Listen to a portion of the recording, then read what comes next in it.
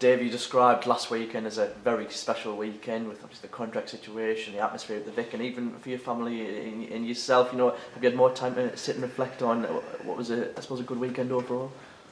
Yeah, no, it was a good weekend, but things turn around quickly, and you sort of back at it straight away.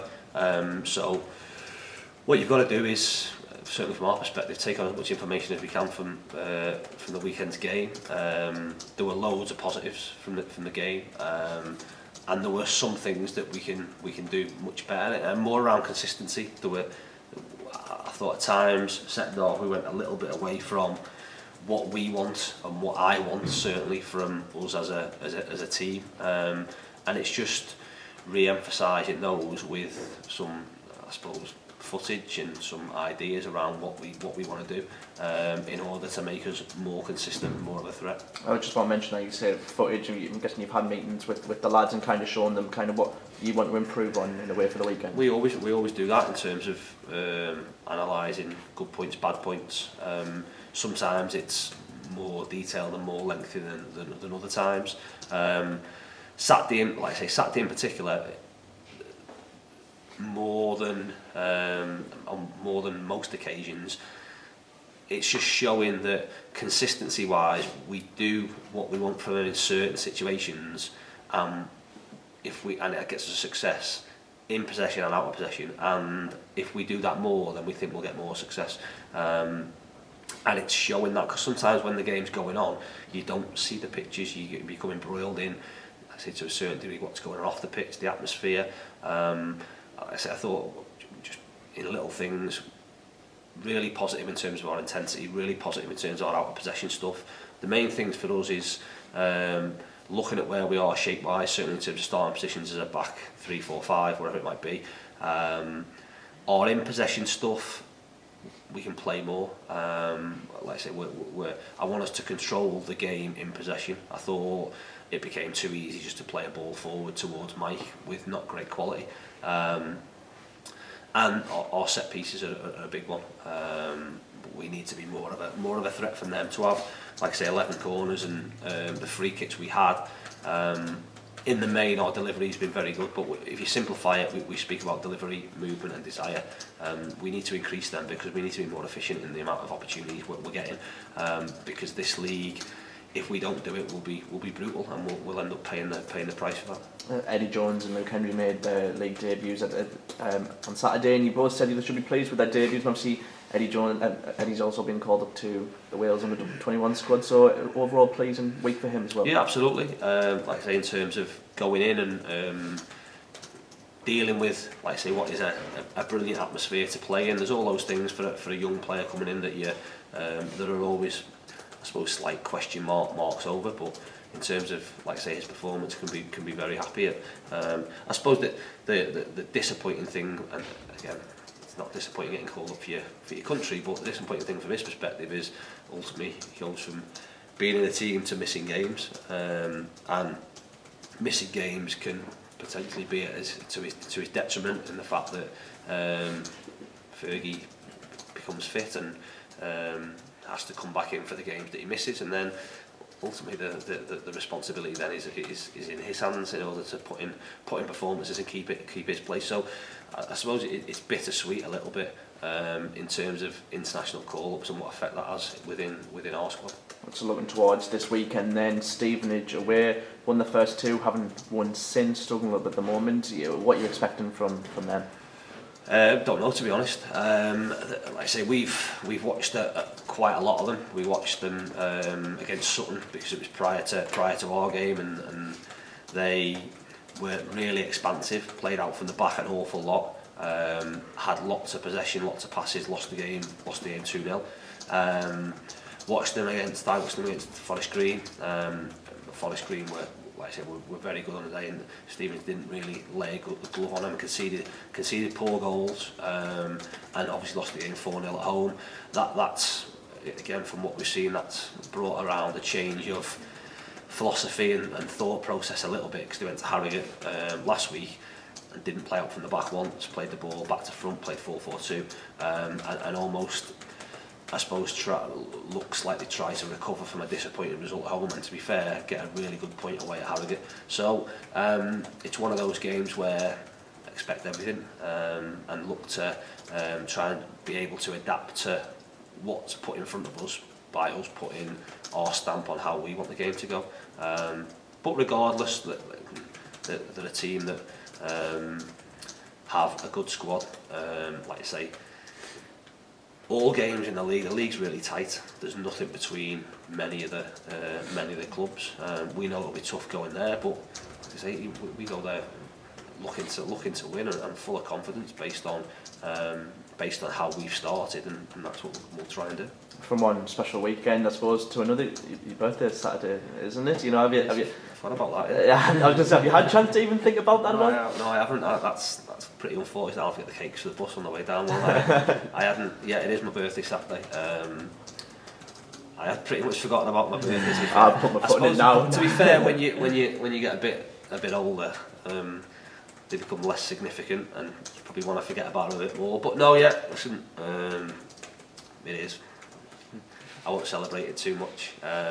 Hopefully, we celebrate it with a good performance and a win. Just obviously talking about the team news then, obviously we've been hit with a few injuries over the last week. Can you just give us overall update, I suppose, on Gary Liddell, Gavin Holohan, Joe Gray, and anyone else that kind of is in that area? Joe's a simple one in terms of he's been back involved and training with us pretty much full time. Again, it's just with him, it's just increasing his load as we go forward, but really positive. And Joe plays like a school kid. He wants to play football. He wants to run round. It's been great to have him back involved. Fergie obviously missed out. He did some running yesterday and will join in today.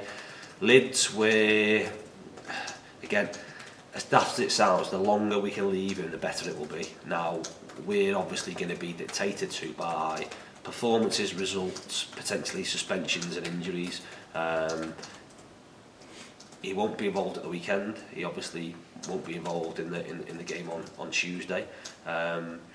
If we can potentially get away with leaving him another week, that would be really beneficial. But if we can't, then he's fit enough to play, and the treatment he's had has had positive signs. Obviously, goes without saying, especially with a tendonitis, a chronic issue, that if you can leave it that little bit longer and not load it, then the benefits further down the line are massive. So, like I say, we'll see where we are with him. Gav's flying, to be fair, in terms of the work he's doing. All straight line stuff. So again, the next thing for him is to incorporate some changes of direction, some lateral movements, and see how he copes with that. But like I say, really positive signs. So fingers crossed he's not too far away. And no other niggles maybe picked up on Saturday? No. Like I say, getting to the time of year where a few lads have had colds and things like that, and there's a panic over whether it is a cold or COVID, and thankfully nothing too sinister. But no, nothing, like I say, nothing from the game. We're managing some things as you would expect, but in the main, very positive.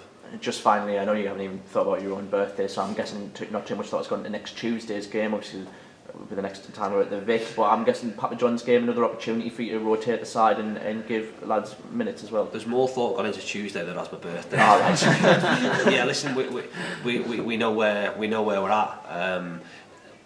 We've got a situation where we obviously want to try and get players minutes. We know through our training in numbers and training environment that we've got a lot of forward players need games, so that could be challenging or very attacking. But no, we certainly we're going to be guided by obviously what happens Saturday. But ultimately that's a competition and a game that we want to win, and we want to try and progress in. We got obviously a point at Carlisle, lost the penalties.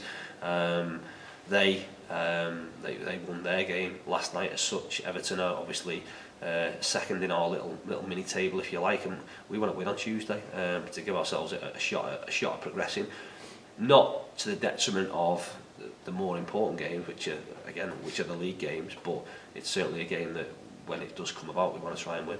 I just wanted to quickly mention as well, just back to this weekend. You mentioned last weekend about maybe preparations. I wouldn't say, you didn't say not being so right, but obviously travelling to Sutton on the day and maybe the hangover and the tiredness from that. But obviously this weekend, probably not the longest journey in the world that we might have, like your Exeter, but we will be travelling Friday. And is that all part of the plan to get them preparations correct? No, listen, we were in a position last year where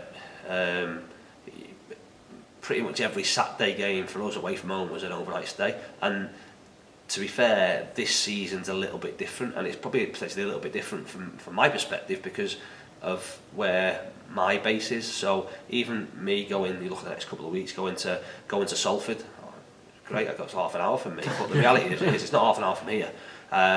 The difficult ones, and always have been, are the Tuesday games, because there's a trade-off between travelling overnight, cost implications, lads being lay in bed and sat in rooms all day for a 7 o'clock kick-off. Do you travel on a day, then stay over and train the day after? There's lots of different anomalies, and it's finding what works for the majority.